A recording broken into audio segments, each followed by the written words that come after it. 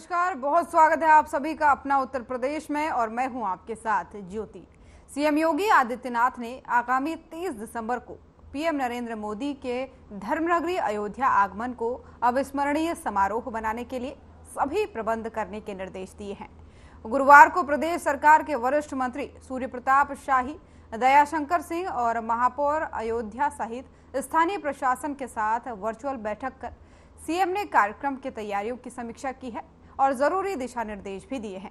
वहीं बैठक में सीएम योगी ने अधिकारियों को दिशा निर्देश दिए। साल 2023 की विदा वेला पर धर्मनगरी अयोध्या में पीएम का आगमन और अयोध्या में विकास के लिए नए युग को प्रारंभ करने वाली होगी।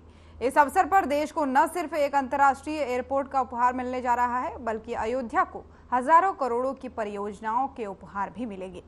वहीं निर्देश दिए गए हैं कि पीएम के रोड शो के लिए तय रूट पर सुरक्षा और साफ सफाई की अच्छी व्यवस्था होनी चाहिए। वहीं पूरी अयोध्या राममय हो, स्थानीय मठ मंदिरों को सजाएं और जगह जगह सांस्कृतिक मंडलियों द्वारा रुचिकर प्रस्तुतियों का आयोजन भी किया जाए।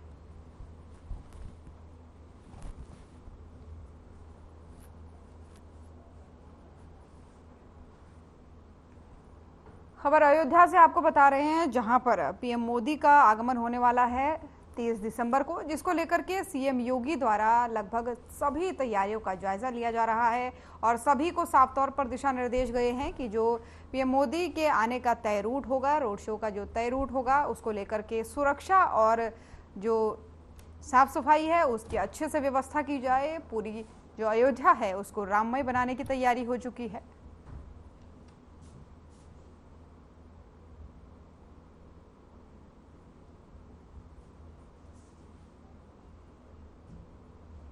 और लखनऊ में सीएम योगी आदित्यनाथ की अध्यक्षता में गुरुवार को उत्तर प्रदेश राज्य वन्य जीव बोर्ड की 16वीं बैठक हुई और बैठक में प्रदेश की जैव विविधता को संरक्षित करने और इको पर्यटन की संभावनाओं को विस्तार देने सहित अनेक महत्वपूर्ण विषयों पर सीएम योगी आदित्यनाथ ने अधिकारियों को निर्देश दिए हैं। दुधवा नेशनल पार्क, कतरनिया घाट वाइल्ड लाइफ सेंचुरी और पीलीभीत टाइगर रिजर्व के चूका जैसे इको टूरिज्म के स्थलों पर सुगम आवागमन के लिए हेलीकॉप्टर सेवा और 4 लेन रोड कनेक्टिविटी की सुविधा देने के निर्देश भी दिए गए।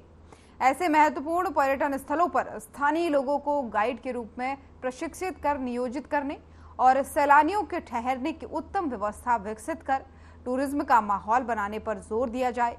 सीएम ने कहा कि पशु पक्षियों का संरक्षण और संवर्धन हमारी संस्कृति का अंग है। प्रदेश में हर साल एक तय समय पर बड़ी संख्या में साइबेरियन पक्षियों का आगमन होता है। इनकी सुरक्षा हम सभी की साझी जिम्मेदारी है।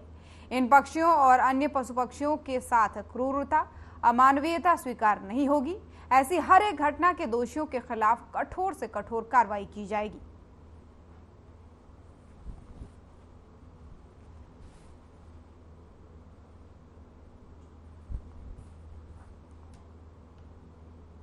और तेलंगाना दौरे के दौरान केंद्रीय गृह मंत्री अमित शाह ने बीजेपी के मंडल और बूथ स्तर के कार्यकर्ताओं के सम्मेलन को संबोधित किया है।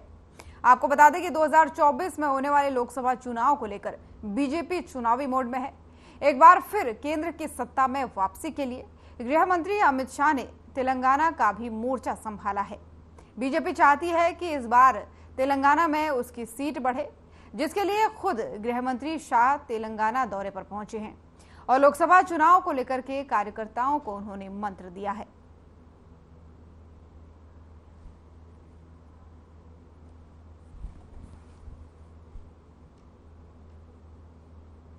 और आबकारी मंत्री नितिन अग्रवाल ने जानकारी देते हुए बताया है कि अयोध्या में 5 कोसी परिक्रमा मार्ग में शराब को प्रतिबंधित किया गया है और 5 कोसी मार्ग से सभी दुकानें हटाई जा चुकी हैं। 5 कोसी परिक्रमा मार्ग को मदिरा निषेध घोषित किया जा चुका है।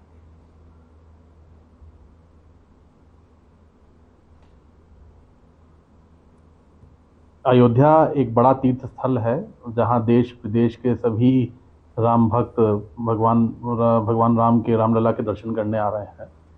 तो हम लोगों ने ये निर्णय लिया कि आदरणीय मुख्यमंत्री जी के मार्गदर्शन में कि अयोध्या की 5 कोसी परिक्रमा मार्ग जो है, उस परिक्रमा मार्ग पे हम पूर्ण रूप से मदिरा को प्रतिबंधित करेंगे और मद्य निषेध उसमें घोषित करेंगे। तो हम लोगों ने उस पूरे मार्ग को, जो 5 कोसी परिक्रमा मार्ग है, उस पूरे मार्ग में जितनी भी मदिरा की दुकानें थी, शॉप्स थी, उन सबको वहां से हटा दिया है और वो पूरे 5 कोसी परिक्रमा मार्ग को हम लोगों ने मद्य निषेध घोषित कर दिया है। वहां कभी भी कोई भी मदिरा की दुकान नहीं खुलेगी। तो लखनऊ से आपको खबर बता रहे हैं, जहां पर आबकारी मंत्री नितिन अग्रवाल का बयान सामने आया है। उन्होंने कहा है कि 5 कोसी परिक्रमा मार्ग को हमने पूरी तरीके से मदिरा निषेध बना दिया है और इस पूरे मार्ग में कहीं भी कोई भी मदिरा की दुकान नहीं होगी, सभी दुकानों को हटा दिया गया है। आबकारी मंत्री नितिन अग्रवाल ने ये बयान दिया है। तो लखनऊ से आपको एक खबर बता रहे थे, जहां पर 5 कोसी परिक्रमा मार्ग पर इस पूरे मार्ग को मदिरा निषेध घोषित कर दिया गया है। आबकारी मंत्री ने ये जानकारी दी है। और वहीं कौशाम्बी के महेश्वरी प्रसाद इंटरमीडिएट कॉलेज के संस्थापक प्रबंधक स्वर्गीय देवेंद्र नाथ श्रीवास्तव के स्मृति दिवस पर कार्यक्रम का आयोजन किया गया, जिसे सीएम योगी ने इस कार्यक्रम में शिरकत की। महेश्वरी प्रसाद कॉलेज के आज के इस समारोह में विद्यालय प्रबंधन के संरक्षक माननीय न्यायमूर्ति परम सम्माननीय श्री विक्रमनाथ जी,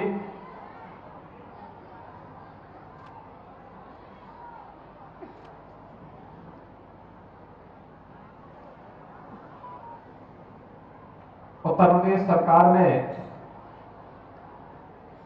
मेरे सहयोगी मंत्री श्री स्वतंत्र देव सिंह जी, माननीय कुलपति इलाहाबाद विश्वविद्यालय प्रयागराज प्रोफेसर संगीता श्रीवास्तव जी, माननीय सांसद श्री विनोद सोनकर जी, अध्यक्ष जिला पंचायत कौशाम्बी श्रीमती कल्पना सोनकर जी, प्रबंधक महेश्वरी प्रसाद इंटर कॉलेज श्री वत्सल नाथ जी, प्रधानाचार्य महेश्वरी प्रसाद इंटर कॉलेज श्री जितेंद्र नाथ जी। आज के इस समारोह में हमारे प्रशासन और पुलिस के सभी अधिकारीगण, विद्यालय के सभी अध्यापकगण, अभिभावकगण, अन्य सम्मानित जनप्रतिनिधिगण, पूर्व जनप्रतिनिधिगण और प्यारे बच्चों,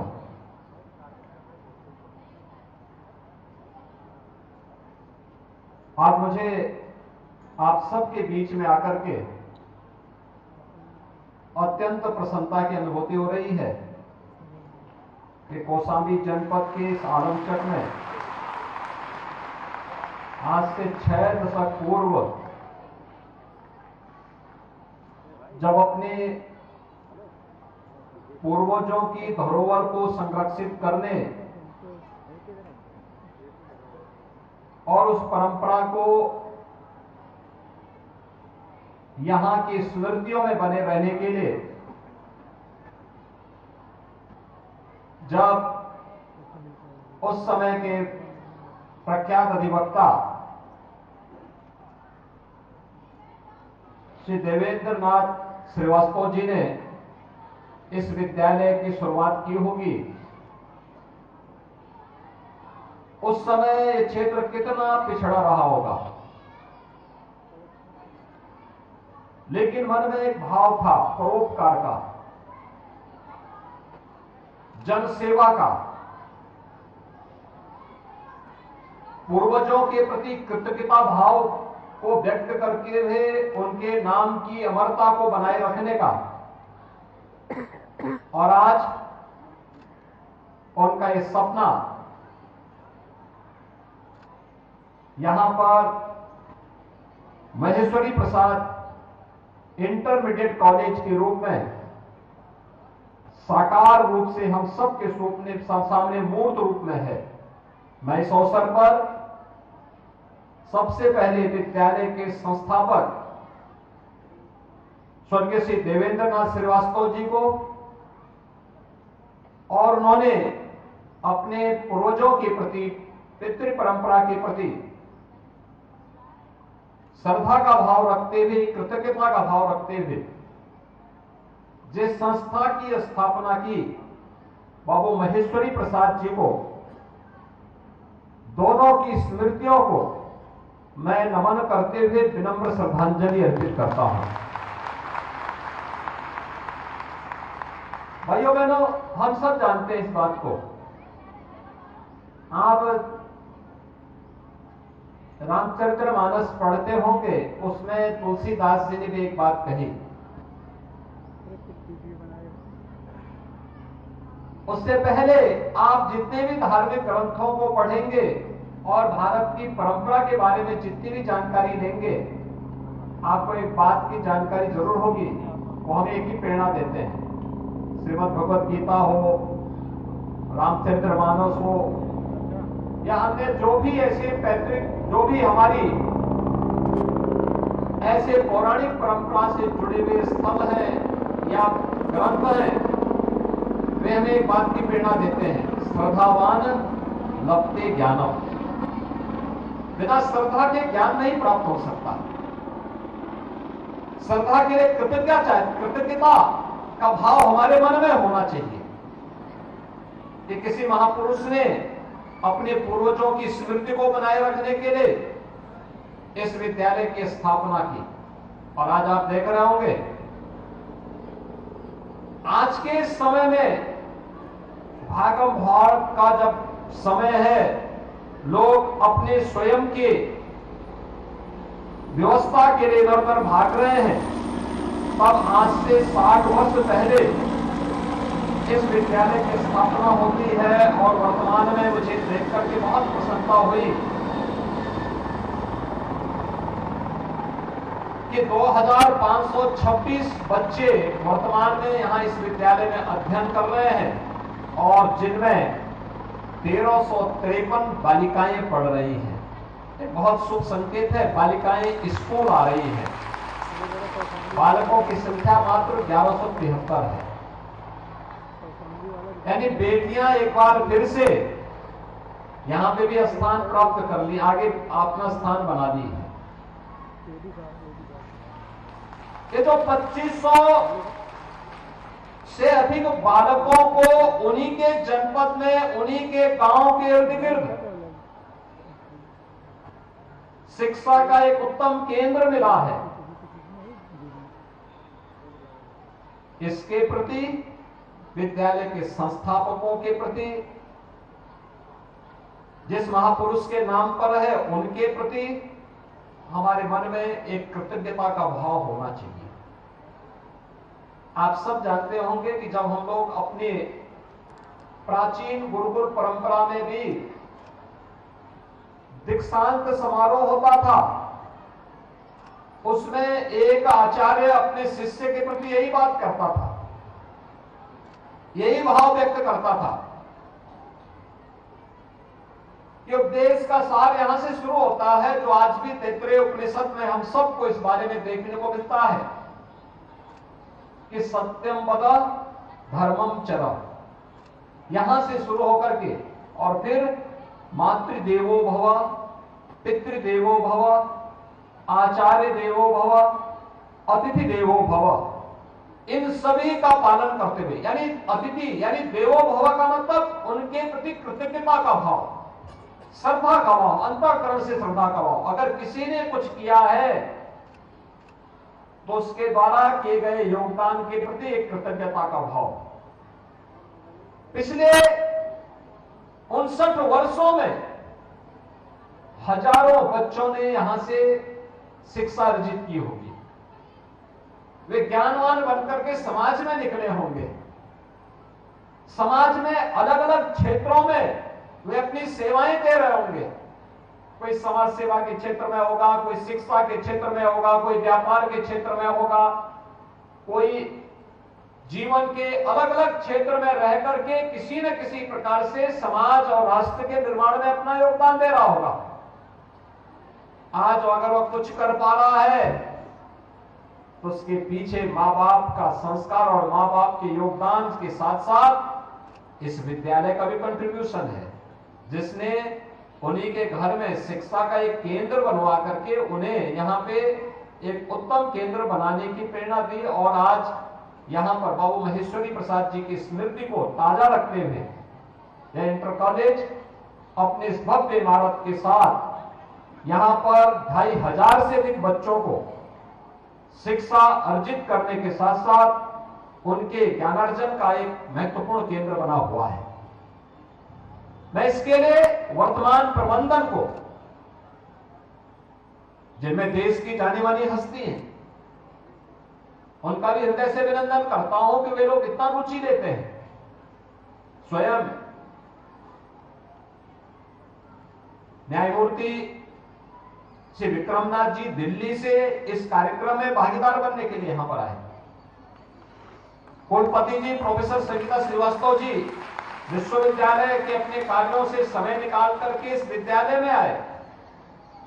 एक असामान्य सी बात है। ये विभूतियां अपने आप में लोगों के लिए प्रेरणा की केंद्र है। लोगों के लिए उनका व्यक्तित्व प्रेरणादायी बनता है। हजारों लाखों युवाओं को उससे आगे बढ़ने की एक नई प्रेरणा प्राप्त होती है। और आप सौभाग्यशाली हैं कि आप यहां एक अभिभावक के रूप में, वे आपके बीच में बैठ करके एक सामान्य नागरिक के रूप में आपके साथ आज बातचीत कर रहे हैं। आपको देखना चाहिए कि कैसे बड़ा व्यक्ति कोई अचानक नहीं होता है। आप ही के बीच में परिश्रम करके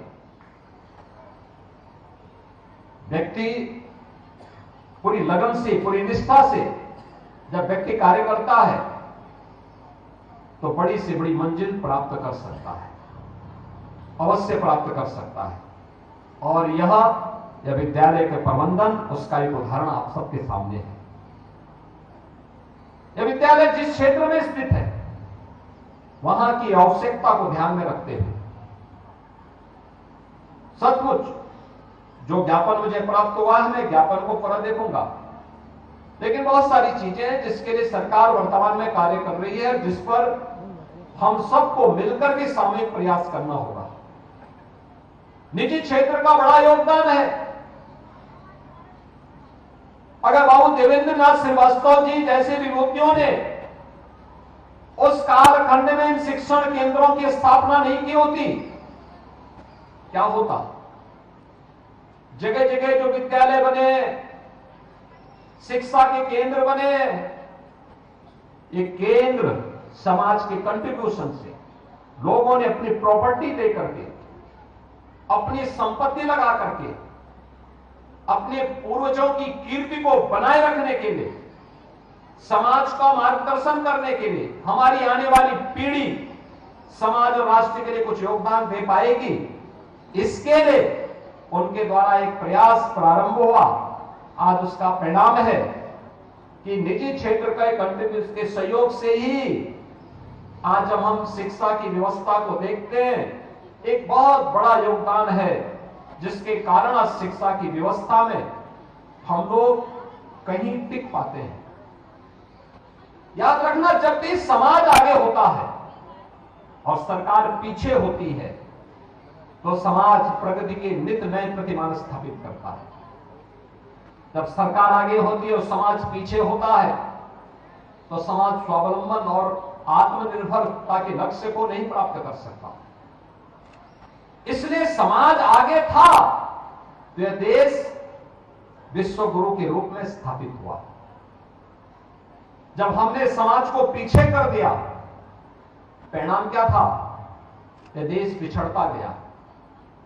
आज एक शुभ लक्षण हमें दिखाई देते हैं। समाज जागरूक हो चुका है, आगे बढ़ने के लिए प्रेरित हो चुका है। उसके परिणाम हम सबके सामने देखने को मिलेंगे और उसी भाव के साथ आज सरकार कार्य कर रही है। खासतौर पर यहां पर जितनी बड़ी संख्या छात्र छात्राओं की है, उस दिशा में एक नए प्रयास को आगे बढ़ाने के लिए, क्योंकि पहले विद्यालयों के पास आय के स्रोत हुआ करते थे, आज वो स्रोत भी नहीं। तो सरकार ने तय किया है प्रोजेक्ट अलंकार के तहत कोई भी विद्यालय जो सरकार के द्वारा वित्त पोषित है या सरकारी विद्यालय है, उन सभी विद्यालयों के हमने एक व्यवस्था दी है। इस व्यवस्था के अंतर्गत भवन निर्माण के लिए सरकार उसमें सहयोग कर रही है, जिसमें हमारा कहना है कि आप 75% पैसा सरकार देगी, 75 से 90% पैसा सरकार दे रही है और 10 से 25% के बीच प्रबंधन को जन सेवकता CSR से लेकर के उसमें अपना कंट्रीब्यूशन देना है। भव्य भवन, अच्छे भवन बन सकते हैं। दूसरा, हमें आज कुछ नई चीजों को अपनाना पड़ेगा। याद रखना बच्चों, आप यहां पे अध्ययन कर रहे हैं, सामान्य पाठ्यक्रम के साथ साथ लाइब्रेरी जाने का अभ्यास जरूर करें, अखबारों को जरूर देखें, पुस्तकालयों में नई नई पुस्तकों को, जिससे आपका ज्ञानार्जन होगा, आपको आगे बढ़ने के लिए एक नई प्रेरणा प्राप्त होगी, सफलतम कहानियों को देखने सुनने का एक अवसर प्राप्त होगा और फिर धीरे धीरे करके उसको डिजिटल लाइब्रेरी के रूप में स्थापित करना है। खर्चा बहुत नहीं है, सरकार उसमें सहयोग कर रही है, विद्यालय को केवल पहल करके उसको नेतृत्व दे देना है और सरकार इसमें पूरा सहयोग कर रही है। मुझे प्रसन्नता है कि प्रोजेक्ट अलंकार में बाबू महेश्वरी प्रसाद इंटरमीडिएट कॉलेज भी चयन हुआ है और सरकार इसके लिए धनराशि इसके लिए उपलब्ध करवा रही है, जिससे यहाँ पर इस भवन को और अच्छा बनाने में, इसमें अन्य नए क्लासरूम बनाने में, नई लैब्स बनाने में, लाइब्रेरी बनाने में और भी अन्य चीजें यहाँ जन सुविधाओं को उपलब्ध करवाने में, उससे उस धनराशि का उपयोग विद्यालय के लिए हो पाएगा। इसके अलावा यहाँ पर अभी जो न्यायमूर्ति श्री विक्रमनाथ जी ने कुछ बातें कही, खासतौर पर यहाँ पर बालिकाओं की शिक्षा के लिए मैं जिलाधिकारी से कहूंगा कि वे एक अच्छा प्रस्ताव बना करके दें, जिससे यहाँ के बच्चों की उच्च शिक्षा के लिए भी एक उत्तम केंद्र हम यहाँ पर दे पाएंगे और मार्गदर्शन स्वयं प्रोफेसर संगीता श्रीवास्तव जी स्वयं कुलपति है, तो कुलपति के रूप में उनका मार्गदर्शन, उनके मार्गदर्शन में जो महाविद्यालय बने वह इस क्षेत्र की उच्च शिक्षा की आवश्यकता की पूर्ति करेगा। इसके अलावा हम सबको एक बात को और ध्यान रखना होगा। देखिए, वर्तमान में एक नया अवसर आया है, प्रधानमंत्री मोदी जी ने एक अवसर दिया है राष्ट्रीय शिक्षा नीति के माध्यम से हमें आगे बढ़ने के लिए। एक काम, हमें बच्चों को शिक्षा से, उसके पाठ्यक्रम से तो अवगत कराना ही है, लेकिन अभी से उसको कुछ नए कार्यक्रमों के साथ भी जोड़ना पड़ेगा। स्किल डेवलपमेंट के ऐसे कौन से प्रोग्राम हो सकते हैं जिनमें वे बच्चे पारंगत हो और पारंगत होकर के फिर उन्हें आगे बढ़ने के लिए एक नया मंच मिल सके। इस पर हमें अभी से प्रयास करना होगा, जिसमें हमने पहले ही सरकार ने 2-3 प्रोग्राम आगे बढ़ाए हैं। एक वन डिस्ट्रिक्ट वन प्रोडक्ट में जिले के अंदर कौन से ऐसी विशिष्ट उत्पाद है जिसमें रोजगार सृजन की अनंत संभावनाएं हैं, उसमें नयापन हम क्या दे सकते हैं, इसका शोध का, इनोवेशन का केंद्र हमारे विद्यालयों को बनना पड़ेगा। दूसरा, विश्वकर्मा श्रम सम्मान या पीएम विश्वकर्मा योजना, परंपरागत हस्तशिल्पी और कारीगरों के प्रशिक्षण के लिए भी हम लोग एक नए अभिनव प्रयोग को आगे बढ़ा सकते हैं। सरकार इसमें भी अच्छा सपोर्ट कर रही है। एक पक्ष यह विद्यालय का आना चाहिए, यह राष्ट्रीय शिक्षा नीति में आपको पारंगत कर देगा, और दूसरा है स्पोर्ट्स का, खेलो इंडिया खेलो। आपने देखा होगा कि भारत ने पिछले 9 वर्ष में खेल के क्षेत्र में कुछ नए प्रतिमान गढ़े हैं, विकास की एक नई दौड़ में आगे बढ़ा है। आज हमारे खिलाड़ी ओलंपिक में जाते हैं, एशियन गेम्स में जाते हैं, वहां पर हमारे खिलाड़ी अच्छा प्रदर्शन कर रहे हैं। अब तक के ओलंपिक में सबसे अच्छा प्रदर्शन भारतीय खिलाड़ियों का रहा है और एशियन गेम्स में भी पहली बार भारत के खिलाड़ियों को सीएम योगी को सुन रहे थे आप। उत्तर प्रदेश की खबरों में फिलहाल इतना ही। नमस्कार।